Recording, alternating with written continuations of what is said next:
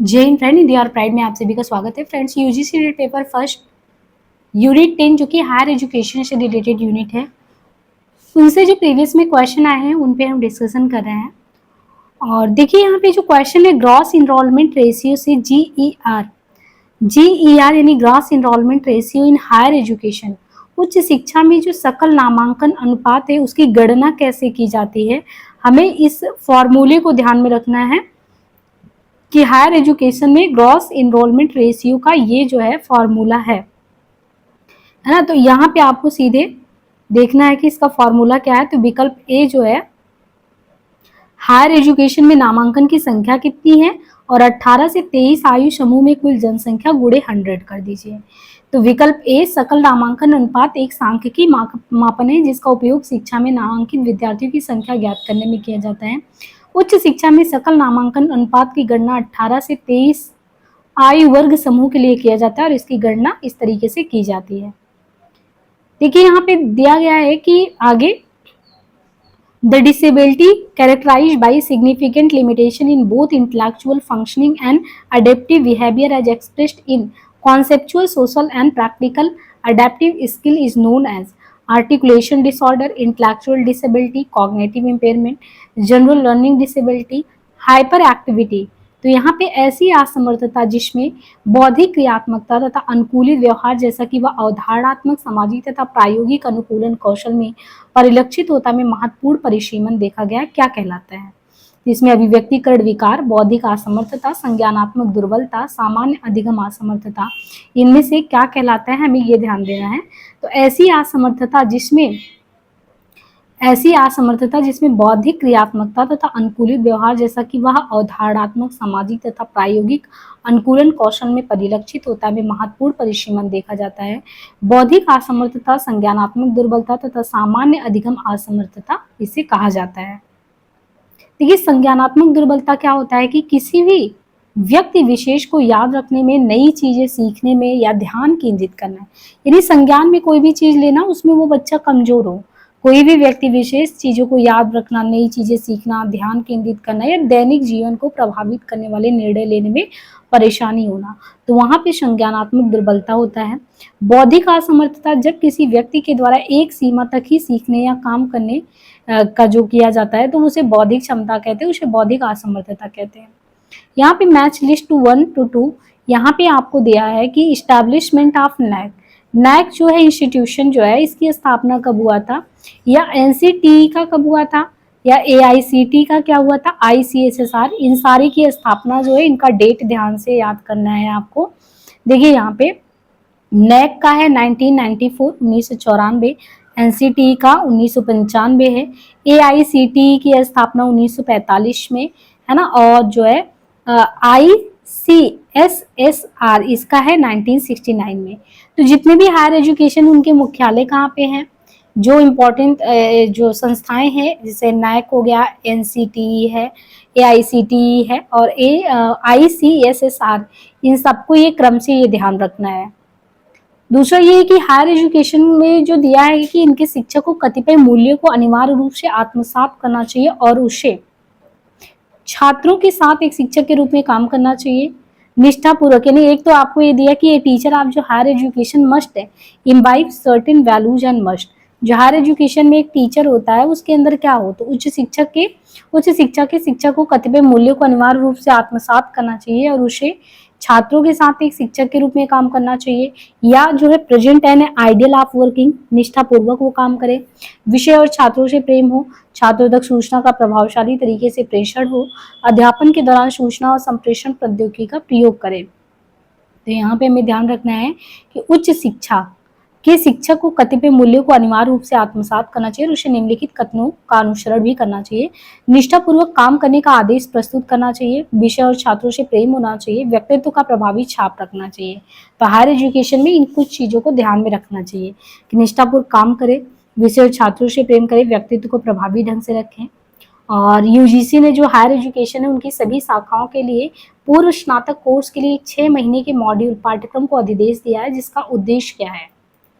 Higher education में जो है यूजीसी ने हायर एजुकेशन की सभी शाखाओं के लिए पूर्व स्नातक कोर्स के लिए 6 महीने की मॉड्यूल को जो किया है उसका क्या है, तो सीबीसीएस को सही मायने में लागू करने के लिए, पर्यावरण के प्रति ज्ञान कौशल के लिए, है ना, जो 6 महीने का वो कोर्स डिजाइन किया, और विभिन्न स्थानीय पर्यावरणीय पक्षों को प्रत्यक्ष ज्ञान देने के लिए, या भारत के माननीय सर्वोच्च न्यायालय के आदेश को लागू करने के लिए पर्यावरण संरक्षण को।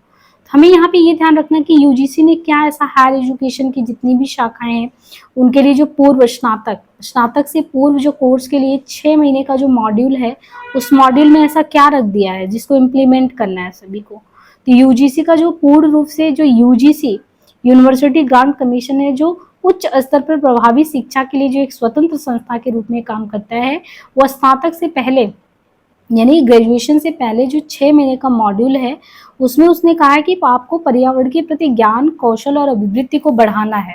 पहली चीज, विभिन्न जो स्थानीय पर्यावरणीय प्रश्न है उनका प्रत्यक्ष, यानी इसीलिए देखिए आपके इसमें जो है इन्वायरमेंट का भी देखिए सेक्शन है, एक यूनिट इन्वायरमेंट से रिलेटेड है। आजकल इन्वायरमेंट पे बात करना बहुत जरूरी है, तो उससे रिलेटेड जो है उन चीजों को रखा है। Measuring productivity in higher education challenging due to the following factor. उच्च शिक्षा में जो उत्पादकता का मापना है, तो उच्च शिक्षा में उत्पादकता मापना निम्नलिखित कारकों के चलते चुनौतीपूर्ण हो गया है। ऐसे क्या चीजें हैं जिसकी वजह से हायर एजुकेशन में प्रोडक्टिविटी को जब मापने जानते हैं तो कौन से ऐसे फैक्टर हैं जो उसको चुनौतीपूर्ण बना देते हैं। Joint production of multiple output, यानी बहुल निर्गतों का संयुक्त उत्पादन। Heterogeneous input and output. Quality change over time, समय के साथ गुणवत्ता में परिवर्तन है। या संकाय में गुणवत्ता के प्रति उदासीनता, या संस्थाओं और पद्धतियों में गुणवत्ता का अंतर। तो ऐसी कौन सी चीजें हैं, तो देखिए उच्च शिक्षा में उत्पादकता मापना, ये जो है कारक जो बहुत चुनौतीपूर्ण हो गया है, वो एक तो है कि बहुल निर्गतों का संयुक्त उत्पादन, विषम जाति आगत व निर्गत, समय के साथ गुणवत्ता में परिवर्तन, संस्थाओं और पद्धतियों में गुणवत्ता का अंतर। तो पहला, बहुल निर्गतों का संयुक्त उत्पादन, विषम जाति आगत व निर्गत, समय के साथ गुणवत्ता में परिवर्तन, संस्थाओं और पद्धतियों में गुणवत्ता का अंतर। भारतीय प्रौद्योगिकी संस्थान जो आईआईटी हमारे देश के अन्य सामान्य इंजीनियरिंग कॉलेज से अलग है। क्यों? आईआईटी में इंजीनियरिंग का विज्ञान सिखाया जाता है इसी वजह से, जबकि जो सामान्य इंजीनियरिंग कॉलेज है उसमें इंजीनियरिंग के तकनीकी पहलू सिखाए जाते हैं। यानी आईआईटी अन्य इंजीनियरिंग कॉलेज से अलग क्यों है? क्योंकि आईआईटी क्या, वहां पे कह रहा है कि विज्ञान सिखाया जाता है, बाकी और जगह पे तकनीक के अलग पहलुओं को सिखाया जाता है। तो आपको डिफरेंस क्रिएट करना है। देखिए दो आईआईटी जो हमारे यहाँ का, तो ये तो है सामान्य कॉलेज से अलग इंजीनियरिंग कॉलेज है, और आईआईटी में इंजीनियरिंग का विज्ञान सिखाया जाता है, जबकि जो सामान्य इंजीनियरिंग कॉलेज है उसमें अधिकांशतः इंजीनियरिंग के तकनीकी पहलू। तो विज्ञान कहाँ पे सिखाया जाता है? आईआईटी में इंजीनियरिंग का विज्ञान सिखाया जाता है, जबकि जो सामान्य इंजीनियरिंग कॉलेज है वहाँ पे ज़्यादातर इंजीनियरिंग का जो तकनीकी पहलू है वो देखा जाता है। ये तकनीकी पहलू देखा जाता है, ये गलत है। मुझे टेक्निकल पक्ष या बहुत ही ज़्यादा साइंटिफिक वे में तो आईआईटी में करते हैं, सिर्फ पढ़ाते नहीं है। तो पहला अलग है कि वो अलग है, लेकिन दूसरा जो कारण बताया वो सही नहीं है। Quality of higher education can be improve by, देखिए ये इससे बहुत बार आपसे पूछता है कि राय पूछ रहा है कि आपको क्वालिटी एजुकेशन बढ़ाना है, तो हम क्वालिटी एजुकेशन बढ़ाने के लिए क्या कर सकते हैं? क्या हम डिसिप्लिन मेंटेन कराएं, disciplining faculty members and student, संकाय के सदस्य और विद्यार्थियों को अनुशासित रखें, संकाय के सदस्य और विद्यार्थियों में ही सुधार लाएं, या जो है संकाय के सदस्य और विद्यार्थियों को अच्छे विदेशी विद्यालयों की अभिज्ञता, यानी गुड फॉरेन यूनिवर्सिटी जो है प्रोवाइडिंग एक्सपोजर की वो देखें, है ना। और इनके अलावा जैसे हायर एजुकेशन जो है संस्थाओं को उनको निजीकरण प्राइवेट कर दें। तो इससे पहले भी ये आपसे राय मांगा है इसमें। और यहाँ तक इसने कहा कि स्टैंडिंग सेकेंडरी एजुकेशन, जो बीच का माध्यमिक शिक्षा व्यवस्था है उसको ही मजबूत कर दें। तो यहाँ पे हमें समझना है कि कौन से फैक्टर ऐसे करेंगे जिससे मजबूती मिलेगी। तो एक तो है जो संकाय के सदस्य और विद्यार्थी, उनमें सुधार लाना तो है ही। उन्हें एक चीज ये पहले भी देखिए हम लोगों ने पढ़ा था इसको, कि इनको जो विदेशी जो संस्थाएं हैं जो बहुत अच्छे से रिसर्च कर रही हैं, वहाँ के लोग कर रहे हैं, तो ये चीज देखना जरूरी ना कि वो इतना अच्छा क्यों कर रहे हैं, कुछ तो उसके पीछे कारण होगा उनके इस तरीके से करने के पीछे। तो उनके पीछे करने का कारण यही प्रोवाइडिंग एक्सपोजर, उनको एक्सपोजर यहाँ वालों को दो, यहाँ वालों को एक्सपोजर दोगे तो ये चीज़ पता चलेगा हाँ ये इस क्षेत्र में इस तरीके से हो रहा है और हमें भी कुछ इस तरीके से काम करना है। इनके अलावा जैसे दिया कि हाँ एक तो हो गया उच्च शिक्षा की गुणवत्ता में किसके द्वारा सुधार लाया जा सकता है, संकाय के सदस्य और विद्यार्थियों में सुधार करके, संकाय के सदस्य और विद्यार्थियों को अच्छे विदेशी विद्यालयों की अभिज्ञता प्रदान करके। माध्यमिक शिक्षा व्यवस्था भी अगर मजबूती रहेगी तो वो थोड़ा मजबूती से पढ़ाई लिखाई आगे करके जाएंगे, तो जिसका बेस अच्छा रहता है तो डेफिनेटली आप कह सकते हैं कि आगे भी बहुत अच्छा करने की संभावना होती है। तो एक माध्यमिक शिक्षा व्यवस्था को मजबूती देना, माध्यमिक शिक्षा व्यवस्था में व्यवसायिक शिक्षा प्रणाली को मजबूत बनाना। Global citizenship education GCED aims at, ये वैश्विक नागरिकता शिक्षा GCED का क्या उद्देश्य है, विद्यार्थियों को युवाओं का सदस्य बनने के लिए तैयार करना, या helping student to understand contemporary global challenges, विद्यार्थियों को समसामयिक मुद्दों को समझने के लिए, या विद्यार्थियों को शांतिपूर्ण समाज को प्रोत्साहन देने के लिए, या विद्यार्थियों को विदेश सेवा में जाने के लिए, या making student eligible to become diplomat बनाने के लिए। अब ये देखिए 2021 का क्वेश्चन है कि ये जो आया था वैश्विक नागरिकता शिक्षा, यानी शिक्षा तो हो लेकिन वो वैश्विक नागरिकता शिक्षा हो, इसका उद्देश्य क्या है, क्या उद्देश्य सभी उम्र के जो शिक्षार्थी उनको अधिक शांतिपूर्ण, सहिष्णु, समावेशी और सुरक्षित समाज के निर्माण में स्थानीय और विश्व स्तर पर सक्रिय भूमिका निभाने के लिए सशक्त बनाना, ताकि ये ना हो कि आप जहाँ पे पढ़ रहे हो बस वहीं आपको देश दुनियादारी ये सब कुछ पता ही नहीं है। तो वैश्विक नागरिकता, तो JCED 3 क्षेत्रों पे काम करता है। पहले तो ये देखिए GCED, तो इसका फुल फॉर्म ग्लोबल सिटीजनशिप इन्होंने बताया एजुकेशन, है ना। तो ग्लोबल जो है सिटीजनशिप एजुकेशन जो है, इसके जो डायरेक्टिव है उनके थ्रू ये 3 क्षेत्रों पे काम करेंगे। एक तो आपके कॉग्निटिव पे, संज्ञानात्मक में, सामाजिक पे, भावनात्मक पे और व्यवहारिक, सामाजिक भावनात्मक व्यवहारिक। इनके मुख्य उद्देश्यों में यहाँ पे ध्यान से देखना है आपको कि ये विद्यार्थियों को जो समसामयिक वैश्विक चुनौती उनको समझने में मदद करेगा, विद्यार्थियों को शांतिपूर्ण समाज के प्रोत्साहन करने के लिए भी जो है आगे वो तैयार करेगा। बाणभट्ट की कादम्बरी में उत्तम शिक्षा का वर्णन 64 कलाओं का ज्ञान रखने के रूप में किया जाता है। इन 64 कलाओं में कौन सा सम्मिलित था, अब ये थोड़ा सा अलग हो गया, अब ये कौन पढ़ के जाएगा, उसमें केवल गायन चित्रण है, केवल व्यावसायिक पाठ्यक्रम और कला है, कलाएं व्यावसायिक पाठ्यक्रम आयुर्विज्ञान है, और कलाएं व्यावसायिक पाठ्यक्रम अभियांत्रिकी आयुर्विज्ञान। थोड़ा सा देखिए ये दिमाग वाला क्वेश्चन हो गया, है ना। आपको फिर आराम से अगर आप थोड़ा भी आइडिया लगाएंगे तो आपको लगेगा कि ये तो डी वाला ऑप्शन ही होगा, क्योंकि 64 कलाओं में इसने किसको नहीं चाहिए इंजीनियरिंग का भी ज्ञान हो, पहले होता भी था, पहले तो सारे जितने एजुकेशन में बहुत ही मल्टी डाइवर्सिटी के साथ चीजें लेके चलते थे। तो गणित शास्त्र विज्ञान है पाठ्यक्रम में, व्यावसायिक भी, अभियांत्रिकी, ये सब है। तो इस तरीके से आप जो है इस क्वेश्चन को टफ की श्रेणी में नहीं ले जाएंगे, आप जो है डी लगा सकते हैं। देखिए प्राकृत भाषा को संस्कृत के साथ बहुत से स्तरों पर समानताएं और विभिन्नताएं, यानी प्राकृत भाषा का संस्कृत के साथ बहुत से ऐसे स्तर हैं जो समानता भी विभिन्नता है। प्राकृत भाषा जब साहित्यिक प्रयोग के लिए सूत्रबद्ध की गई थी तब जिस पारंपरिक वैदिक भाषा से उसकी भिन्नता थी वो थी, तो कहती थी अपभ्रंश से, यानी प्राकृत भाषा को अपभ्रंश भी कहा जाता है। जो प्राकृत भाषा है उसी को अपभ्रंश भी कहते हैं, क्योंकि बहुत से तटस्थ सांकेतिक बोली तथा भिन्न भिन्न भाषाओं के शब्दों से मिलकर बना भाषा है। ये संस्कृत से ही सृजित हुई भाषा है, इसका प्रयोग प्राचीन साहित्य में भी मिलता है। निम्नलिखित में से कौन उच्च शिक्षा का उद्देश्य नहीं है, उच्च शिक्षा में क्या नहीं आता, करियर का निर्माण यानी career development, improving literacy level, साक्षरता स्तर में सुधार हो, रिसर्च हो, टीचिंग हो, तो क्या चीज नहीं आता। देखिए हायर एजुकेशन में आपका लिटरेसी लेवल नहीं बढ़ाने, वो एक लेवल से आप ऊपर उठ चुके होते हैं, तो साक्षरता स्तर में सुधार हायर एजुकेशन का मुख्य उद्देश्य नहीं होता। हायर एजुकेशन आपकी कैरियर ओरिएंटेड हो, रिसर्च में आगे बढ़िए, है ना, टीचिंग हैबिट्स भी आपका बढ़े, तो उच्च शिक्षा विद्यार्थी के सर्वांगीण विकास, ओवरऑल डेवलपमेंट पे ध्यान देता है। नीचे 2 कथन दिए गए हैं। पहला दिया कि ये स्पष्ट है कि यदि हायर एजुकेशन में आमूलचूल परिवर्तन नहीं किया गया तो हमारा जो प्रशासन और तकनीकी प्रगति, हमारे बौद्धिक, मानव और सामाजिक विकास सर्वाधिक बाधित होंगे, और ये विश्वविद्यालय UGC की प्रमुख सिफारिश है। सही बात है, अगर जो भावी कर्णधार है वो उन्हीं में ही परिवर्तन नहीं आ रहा तो फिर हम कैसे सोच सकते हैं कुछ नया होगा। और दूसरी चीज ये है कि विश्वविद्यालय ने UGC की स्थापना किसने किया, तो UGC की स्थापना जो है राष्ट्रीय शिक्षा आयोग की सिफारिश के अनुसार हुआ था। अब इसमें ये समझना कि क्या दोनों ही कथन सही है, तो दोनों ही कथन सही है, यानी अगर आपने आमूलचूल अपने हायर एजुकेशन में परिवर्तन नहीं किया, जो सिफारिशें दी गई उनको नहीं माना, तो फिर वही है कि कुछ सुधार नहीं होगा। दूसरी चीज जो UGC की स्थापना हुई है वो कैसे हुई, UGC कैसे बना, वो राष्ट्रीय शिक्षा आयोग की रिकमेंडेशन, उसकी जो है सिफारिश पर बना है। ERIC is a unit in which one of the following organization, निम्नलिखित से किस संगठन में ERIC एरिक एक इकाई है? तो ये क्या होता है, एरिक क्या होता है? ERIC 2021 में क्वेश्चन है, किस संगठन में ERIC एरिक है?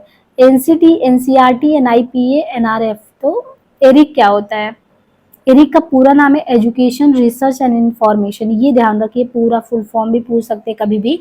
एरिक, एरिक का फुल फॉर्म क्या है? ERIC education research and information, education research and information, जिसे इंस्टीट्यूट ऑफ एजुकेशन साइंस द्वारा, एरिक जो है एजुकेशन रिसर्च एंड इंफॉर्मेशन, जिसे इंस्टीट्यूट ऑफ एजुकेशन साइंस द्वारा निर्मित किया गया, या एनसीईआरटी की एक इकाई है। यहाँ पे आपको ध्यान देना कि ये एक एनसीईआरटी की एक इकाई है एरिक। एरिक का पूरा नाम क्या है? एजुकेशन रिसर्च एंड इंफॉर्मेशन, जिसे institute of education science IES द्वारा निर्मित किया गया। Central institute of English and foreign language, केंद्रीय अंग्रेजी व विदेशी भाषा संस्थान। दूसरा ग्रामोदय विश्वविद्यालय, central institute of Tibetan studies, Indian institute of science. तो यहाँ पे हमको सुमेलित करना है कौन किससे सही सुमेलित है। तो देखिए, केंद्रीय अंग्रेजी व विदेशी भाषा संस्थान हैदराबाद, ग्रामोदय विश्वविद्यालय चित्रकूट में है, केंद्रीय तिब्बती वाला धर्मशाला में है, भारतीय विज्ञान संस्थान जो है बेंगलुरु में है। प्राचीन बौद्ध शिक्षा प्रणाली में मठ में प्रवेश के बाद विद्यार्थी को समस्त भौतिक और पारिवारिक संबंधों को त्यागना होता था। उसको क्या कहते थे? उपसंपदा, उपनयन, प्रव्रज्य, संवर्तन। तो ये प्राचीन जो बौद्ध शिक्षा प्रणाली, पहले के एजुकेशन सिस्टम आज के एजुकेशन सिस्टम से बहुत अलग था। और उस समय जो बौद्ध शिक्षा प्रणाली में जब मठ में आप प्रवेश कर जाते तो आपको ये बाहरी दुनिया, इन सारी चीज़ों से कटना होता था। यानी विद्यार्थी को समस्त जो भौतिक और पारिवारिक संबंध इनको छोड़ना होता था। इसी को प्रव्रज्य कहते थे, इनको त्याग देना प्रव्रज्य कहलाता था। NKN, ये सबसे पहले क्वेश्चन इसी का आया था फुल फॉर्म करके, national knowledge commission. National knowledge commission के मुख्य अधिदेश क्षेत्रों के सही सेट। नेशनल नॉलेज कमीशन जो है उसका मुख्य अधिदेश क्या है? Identify the correct set of key mandate areas, access, concept, application, प्रदान, डिलीवरी है, सर्विसेज है। क्या करता है NKN? NKN जो है, एक तो NKN का फुल फॉर्म पहले ध्यान देना है आपको। NKN का है national knowledge commission, full form है नेशनल नॉलेज कमीशन। ये क्या करता है? पहुंच, अवधारणा, अनुप्रयोग, सेवा। पहुंच, अवधारणा, सेवा, अनुप्रयोग, इन चारों चीजों पे ध्यान देता है। गिवन बिलो टू स्टेटमेंट, पहला आपको यहाँ पे देखना है कि जो राष्ट्रीय उच्चतर शिक्षा और शोध NCHER क्या है? NCHER राष्ट्रीय उच्चतर शिक्षा एवं शोध, भारत में उच्चतर आयोग के शीर्ष विनियामक निकाय है। कौन है? भारत में उच्चतर शिक्षा और शोध जो है, तो भारत में उच्चतर आयोग के लिए शीर्ष विनियामक निकाय कौन है? राष्ट्रीय उच्चतर शिक्षा और शोध। दूसरी चीज, राष्ट्रीय ज्ञान आयोग NKN की सिफारिश के अनुसार ही उच्चतर शिक्षा के लिए स्वतंत्र विनियामक प्राधिकरण AICTE, इनके अलावा MCI मेडिकल काउंसिल और BCI के प्रवेश स्तर के विनियामक प्रकारों को नहीं देखेगा। तो पहली बात यह है कि राष्ट्रीय उच्चतर शिक्षा और शोध भारत में जो हायर एजुकेशन के लिए शीर्ष विनियामक निकाय है, तो NKN क्या है? NKN की सिफारिश के अनुसार जो उच्चतर शिक्षा के लिए स्वतंत्र विनियामक प्राधिकरण AICTE है, MCI और BCI, इनके जो प्रवेश स्तर के विनियामक प्रकारों को ये नहीं देखेगा। तो इनमें से कौन सा सही है देखना है। तो पहला और दूसरा दोनों ही गलत है।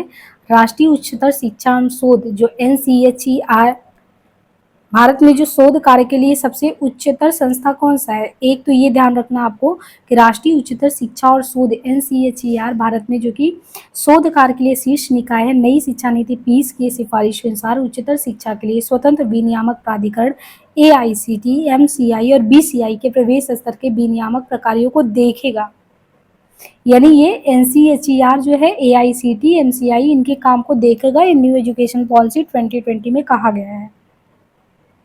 निम्नलिखित में से कौन सी सांविधिक, यानी which of the following are not statutory body, इनमें से कौन सा जो है सांविधिक निकाय। अच्छा, यहाँ पे ऊपर दिया निम्नलिखित में से अगर देखें तो कौन सा जो है, ध्यान देना, इसने कहा कि निम्नलिखित में से कौन सा सांविधिक निकाय है। हमको ये चुनना है कि कौन सा सांविधिक निकाय है। सांविधिक निकाय देखिए यहाँ पे एक तो हो गया NAAC यानी national assessment and accreditation council. NAAC जो है national assessment and accreditation council, ये सभी प्रकार के कॉलेजों, विश्वविद्यालयों, महाविद्यालयों में अन्य उच्च शैक्षिक संस्थानों को ग्रेड देता है। NCERT national council of education research and training, इसका कार्य माध्यमिक स्तर के सभी प्रकार के विद्यालयों में शैक्षिक सामग्री एवं पाठ्यचर्या का निर्धारण करना है। यूजी की स्थापना किस उद्देश्य के लिए हुआ था? यूजीसी क्यों बना था? देश में उच्च शिक्षा में अनुसंधान और नवप्रवर्तन को बढ़ावा देने के लिए, विश्वविद्यालय शिक्षा के मानकों का समन्वय निर्धारण करने के लिए, देश में हायर एजुकेशन तक पहुंच को बढ़ाने के लिए, विश्वविद्यालय और कॉलेज को अनुदान का वितरण करने के लिए, संघ तथा राज्य सरकारों एवं उच्च शिक्षा अधिगम संस्थानों के बीच महत्वपूर्ण कड़ी के रूप में। तो यूजीसी के बारे में आप देख लीजिए, यूजीसी जो है उसकी स्थापना निम्न उद्देश्य से किया गया था। यूजीसी की स्थापना निम्न उद्देश्यों से हुआ था: विश्वविद्यालय शिक्षा के मानकों का समन्वय, निर्धारण एवं देखभाल के लिए। पहला चीज हो गया कि विश्वविद्यालय शिक्षा के मानक का समन्वय, निर्धारण और देखभाल, विश्वविद्यालय एवं कॉलेज के अनुदान का वितरण करना, यदि एक तो इसका मानक को तय करना था, दूसरा कॉलेजों को अनुदान भी देना, संघ तथा राज्य सरकारों एवं उच्च शिक्षा अधिगम संस्थानों के मध्य महत्वपूर्ण कड़ी के रूप में, है ना, संघ तथा राज्य सरकार एवं उच्च शिक्षा अधिगम संस्थानों के मध्य महत्वपूर्ण कड़ी के रूप में सेवा देने के लिए भी हुआ था। वह देश जहाँ पर उच्च शिक्षा संस्थानों की सर्वाधिक संख्या है, सबसे ज्यादा कहाँ पे है? भारत देश में जो है सर्वाधिक उच्च शिक्षण संस्थान है, जिनकी संख्या लगभग 1000 से भी ज्यादा है। नीचे दो कथन है, पहला दिया है कथन में कि भारत में जो है higher education in India has limited access particularly in socio economical disadvantage area. Bharat में जो उच्च शिक्षा की सीमित पहुंच है, विशेषकर जो सामाजिक आर्थिक वंचित क्षेत्रों में। भारत में शोध और नवाचार निवेश सकल घरेलू उत्पाद जीडीपी का केवल 0.69% है, यानी बहुत ही कम जो है इस पे खर्चा किया जा रहा है, कहने का ये मतलब। तो भारत में जो उच्च शिक्षा की सीमित पहुंच है, विशेषकर सामाजिक आर्थिक इन क्षेत्रों में, बात सही है। और यहाँ पे ये भी है कि बहुत 0.69 इतना ही करके दिया जा रहा है, बहुत ज़्यादा रिसर्च वगैरह में नहीं इन्वेस्ट किया जा रहा है। लिस्ट 1 को 2 से सुमेलित करना है। Regulatory institution as per NAP 2020, कौन से ऐसे इंस्टीट्यूशन है रेगुलेटरी इंस्टीट्यूशन NAP के अकॉर्डिंग देखिए, और रिस्पॉन्सिबिलिटी दिया गया है। अब यहाँ पे आपको दिया है जैसे NHERC, है ना, NHERC, और NAC हो गया, HEGC हो गया, GEC हो गया, और आपको सही से सुमेलित करना है कौन किसका वो है। तो NHERC जो है इसका विनियमन, NAC प्रत्यानयन, HEGC निधियन, और GEC शैक्षणिक स्तर।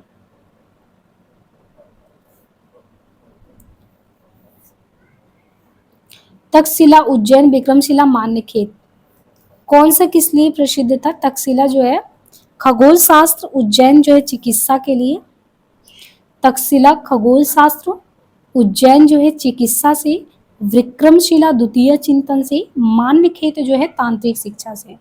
तो ये ध्यान रखना है, तक्षशिला खगोल शास्त्र, उज्जैन चिकित्सा, और जो है विक्रमशिला द्वितीय चिंतन से। और जो मान्यखेत यहाँ पे, वो मान्यखेत किससे है? तांत्रिक शिक्षा से संबंधित है। तो कुल यहाँ पे देखिए हमने करीबन जो है 39 क्वेश्चन कर लिए। 40 नंबर क्वेश्चन देख लेते हैं। दिया है कि the national knowledge commission recommended opening 500 university to enable India to attain a gross enrolment ratio. अब इसने कहा कि जो NKN है, राष्ट्रीय ज्ञान आयोग, इसने वर्ष 2015 तक भारत में, यदि राष्ट्रीय ज्ञान आयोग ने वर्ष 2015 तक भारत में कुल नामांकन अनुपात कम से कम बोला है कि 20% प्राप्त करने के लिए यहाँ 500 विश्वविद्यालय खोले जाने की सिफारिश की है।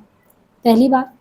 दूसरा, राष्ट्रीय ज्ञान आयोग ने एक स्वतंत्र उच्चतर शिक्षा विनियामक प्राधिकरण की स्थापना की सिफारिश की है। उपयुक्त कथनों के आलोक में हमें ध्यान देना कि कौन सा सही है। तो जो राष्ट्रीय ज्ञान आयोग है, राष्ट्रीय ज्ञान आयोग ने वर्ष 2015 तक भारत में कुल नामांकन अनुपात कम से कम 20% प्राप्त करने के लिए यहाँ 500 विश्वविद्यालय खोले जाने की सिफारिश की।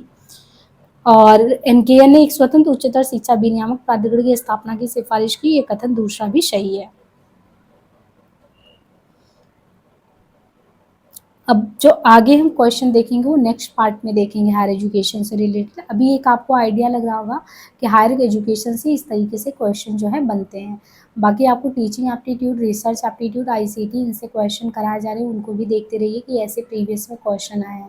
प्रीवियस के क्वेश्चन से आपको काफ़ी कुछ आइडिया हो पा रहा होगा। तो आज के लिए इतना ही। चैनल पे नया हो तो सब्सक्राइब ज़रूर करिएगा। धन्यवाद।